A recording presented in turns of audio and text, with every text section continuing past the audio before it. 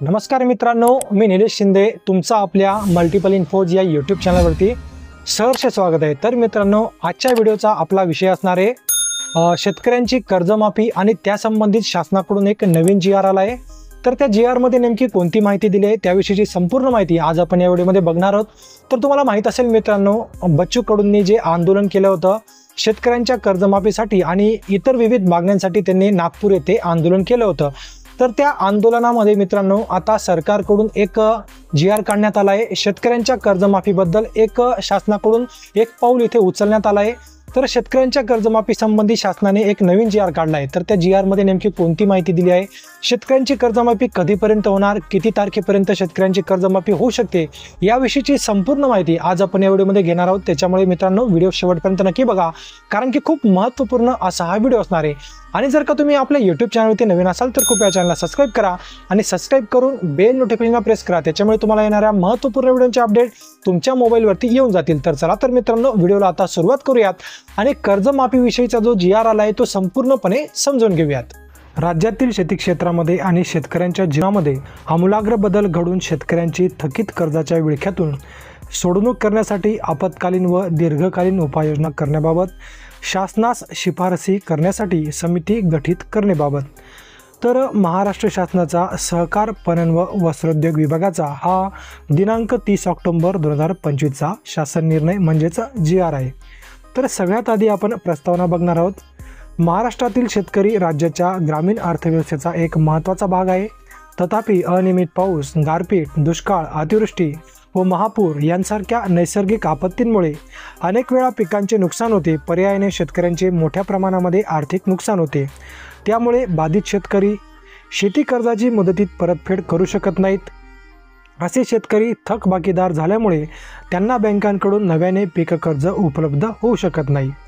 शेतकऱ्यांवरील कर्जांचा बोजा कमी करण्यासाठी यापूर्वी शासनाने छत्रपती शिवाजी महाराज शेतकरी सन्मान योजना 2017, महात्मा ज्योतिराव फुले शेतकरी कर्जमुक्ती योजना 2019 व महात्मा ज्योतिराव फुले शेतकरी कर्जमुक्ती योजनेअंतर्गत प्रोत्साहनपर लाभ योजना 2019 जाहीर करून शेतकऱ्यांना वेळोवेळी भरीव मदत केली आहे।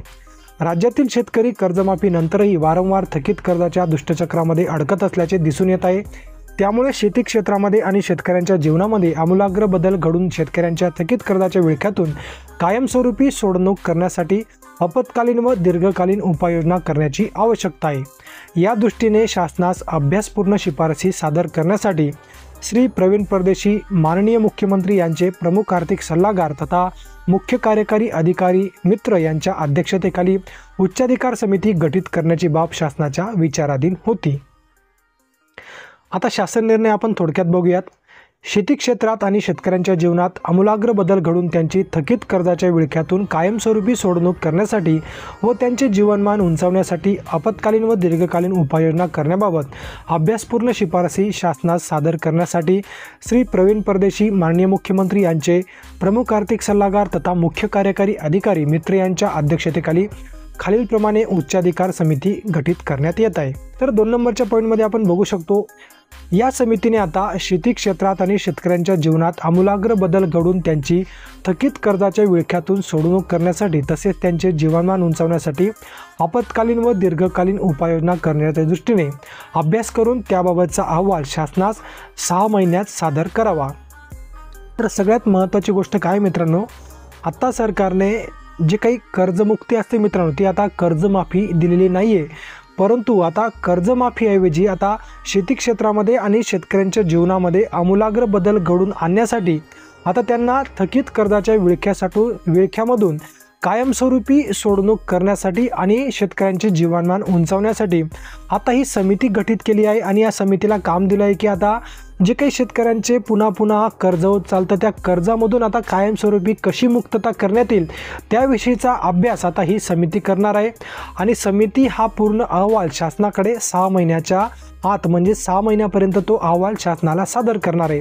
आता जेव्हा हा अहवाल सरकारकडे जमा होईल तेव्हा सरकार यावरती कायमस्वरूपी तोडगा काढणार आहे। तर खूप महत्त्वाची बाब आहे मित्रांनो, पुन्हा कर्जमाफी करण्यापेक्षा आता याच्यावरती एकदाच कायमस्वरूपी तोडगा निघणार आहे। आता तो तोडगा नेमका काय निघतो ते आपल्याला आता 6 महिन्यानंतर समजणार आहे। तर मित्रांनो, शासनाने या 9 जणांची आता टीम तयार केली आहे आणि हे जे काही 9 लोक आहेत, सदस्य आहेत, हे सदस्य आता 6 महिने आता जो काही अहवाल आहे तो तयार करणार आहेत, याच्यावरती अभ्यास करणार आहेत।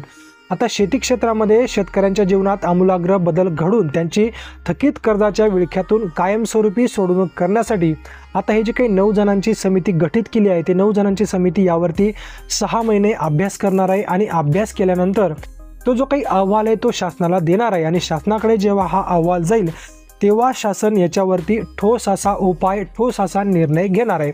तर मित्रांनो, आता सरकारने आजच काही कर्जमाफीची घोषणा केलेली नाही आहे, परंतु कर्जमाफीच्या दृष्टीने कायमस्वरूपी शेतकऱ्यांची कर्जाच्या जे काही दुष्टचक्र असतं त्या कर्जाच्या दुष्टचक्रामधून सोडवणूक करण्यासाठी याच्यावरती कायमस्वरूपी उपाय आणण्याचा सरकारचा एक विचार आहे।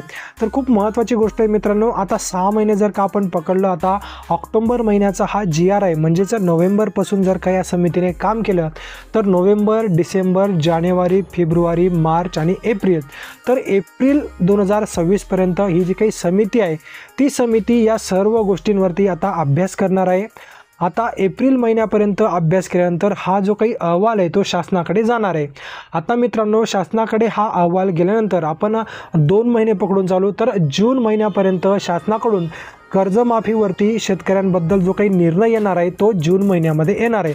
तर तोपर्यंत मित्रांनो आपल्या सर्व शेतकऱ्यांना आता वाट बघायची आहे, कारण की मित्रांनो आता ही जी काही समिती स्थापन केली, या समितीला 6 महिन्यांचा कालावधी देण्यात आला आहे। 6 महिने अभ्यास केल्यानंतरच याच्यावरती ठोस उपाय येणार आहे। तर मित्रांनो, सर्व शेतकऱ्यांना मी सांगू इच्छितो की आता तुम्ही बऱ्याच व्हिडिओमध्ये, बऱ्याच यूट्यूब चॅनलवरती सांगण्यात येत आहे की शेतकऱ्यांना कर्जमाफी जाहीर झाली, कर्जमाफी झाली, अशा प्रकारचे व्हिडिओ येत आहे, परंतु मित्रांनो कर्जमाफी झालेली नाही आहे। फक्त कर्जमाफीमधून कायमस्वरूपी मुक्तता करण्यासाठी आता ही समिती गठीत करण्यात आली आहे। ही समिती 6 महिने याच्यावरती अभ्यास करणार आहे।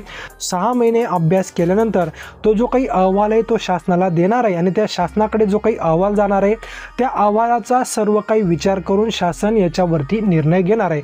तर मित्रांनो, जेव्हा हा निर्णय येईल, याच्याबद्दलचे जेव्हा वेळोवेळी नवीन अपडेट येतील तेव्हा आपण आपल्या यूट्यूब चॅनलवरती त्या संबंधितले सविस्तर सगळे अपडेट टाकत जाऊ। त्याच्यामुळे मित्रांनो, आपल्या चॅनलला तुम्ही लवकरात लवकर सबस्क्राईब करून घ्या, कारण की सबस्क्राईब केल्यानंतर तुम्हाला येणाऱ्या महत्त्वपूर्ण व्हिडिओचे अपडेट तुमच्या मोबाईलवरती येऊन जातील।